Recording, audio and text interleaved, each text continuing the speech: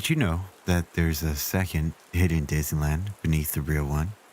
In the early years of the park, Walt himself decided he didn't like the characters traveling through the themed areas where they didn't belong.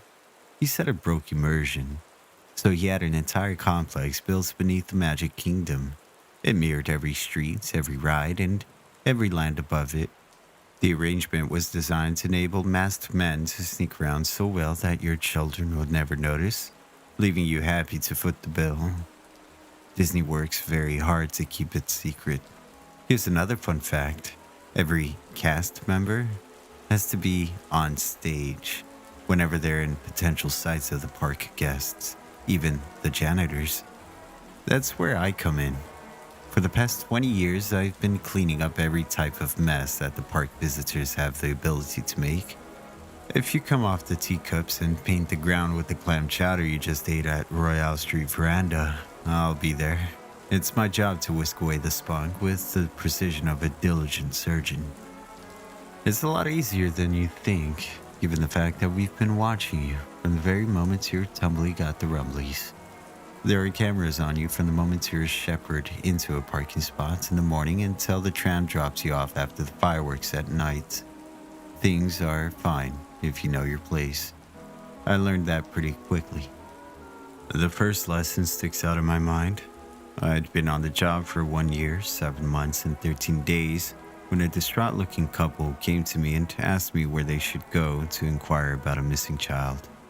I was in the zone immediately, leading them straight to the office on Main Street while explaining how park employees would have their daughter escorted through the underground passages directly into their waiting arms. Upon arriving at the office, I opened the door, turned around, and let them inside. Then I turned back, but they were gone. I was searching furiously for them when the head security emerged, looking grim. I had gotten maybe 3 words out when he cut me off. Everything is fine, Sid. The parents have been reunited with their son. It was a daughter. That's right, their daughter. Why don't you take some time off? A week's paid vacation would give you enough time to visit Orlando.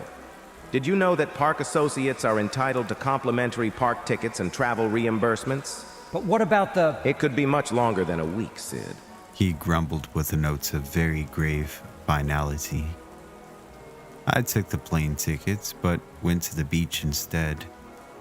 I did very well for myself in the ensuing years. I cleaned things up, and I didn't question why our electric meters would occasionally record 10,000 megawatt hours used between closing at night and opening the next morning.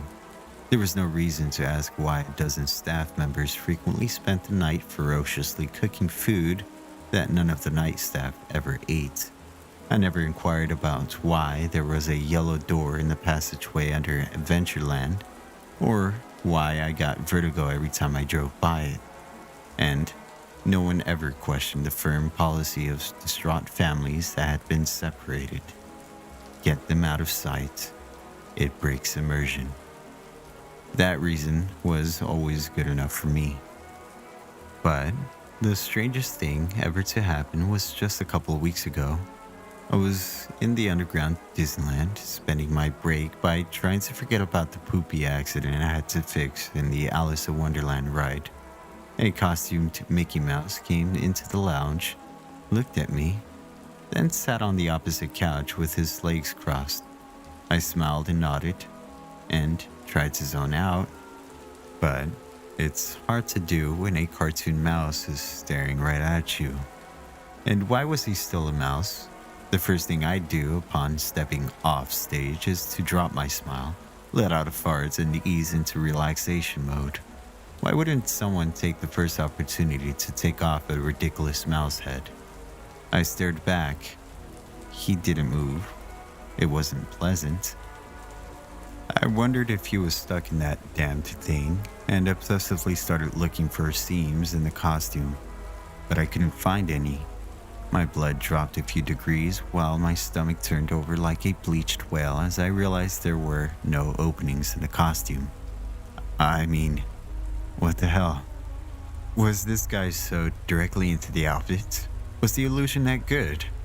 Could my very dull imagination actually have conjured up the belief in magic? And why was he just staring at me? That's weird as hell, even without the fused cartoon mouse skin suit. There was no getting around the fact that this person was an odd duck who wore that fact like a badge of honor. Then, it blinked. I don't mean the man inside the costume blinked. I mean those giant mouse eyes rolled over to me, locked onto my face, and the anthropomorphic cartoon rodent blinked its goddamn eyes. We were alone in the room, and I was about ready to leave a bigger stain than that loose-bowed boy in the Alice ride. I opted, however, to turn and run into the hallway instead. I got a sudden burst of adrenaline-fueled energy when I heard rapid-fire footsteps behind me. I tried to outrun the thing, but my football glory days are a quarter century in the past, so that didn't work out very well. I think I made it about 300 yards before my burning lungs forced me to roll onto the floor and wait for my own untimely demise at the gloved hands of a mouse. But he didn't kill me. Through my blurred vision and desperate gasps, I was barely able to make out a very man-sized shape standing above. It was the head of security. He looked furious. Next to him was a man who looked vaguely familiar. He was tall, pale, and dressed in a gray suit with a fedora. He didn't look like he'd been running at all. Well, Sid. The head of security casually shouted, clearly less winded than I was. How about we send you to Europe for this vacation? I'm in Italy now. A few days ago, I started reading about other people who were coming out online about their Disney experiences. I stopped being able to accept the denial that I had worked so hard to maintain. I also noticed that a lot of other people on my tour had connections to Disney, despite the fact that we had never met before and were not part of a Disney-sanctioned tour. It seems that we'd been gathered together on purpose, but someone clearly didn't want us to know what purpose that might be. It was a very odd situation at best, so I did exactly what I'd been taught to do. I separated myself from the situation. That's the best way to keep things clean.